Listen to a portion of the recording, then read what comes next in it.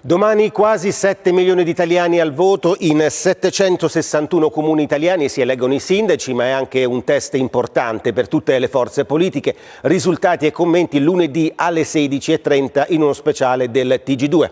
Ce ne parla Sonia D'Ottavio. Domani quasi 7 milioni di italiani sono chiamati alle urne per rinnovare i consigli comunali ed eleggere i sindaci. Un voto amministrativo che avrà anche un peso politico perché coinvolge un sesto dell'elettorato nella prima tornata dopo le elezioni del 4 marzo.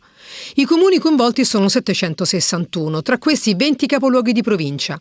Urne aperte anche in 2 municipi di Roma, il terzo e l'8, per un totale di 300.000 elettori, quasi come Catania, la città più popolosa tra quelle al voto domenica.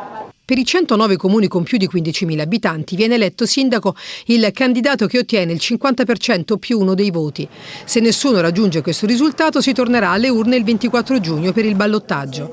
Per votare l'elettore dovrà tracciare una croce sul nome del sindaco o sulla lista a lui collegata o su entrambi. Non è previsto il voto disgiunto. Per i centri con meno di 15.000 abitanti si vota a turno unico, cioè non è previsto ballottaggio e viene eletto sindaco chi prende più voti al primo turno. In questi comuni più piccoli è consentito il voto disgiunto, cioè si potrà votare un sindaco e una lista a lui non collegata. Le urne saranno aperte nella sola giornata di domenica, dalle 7 alle 23.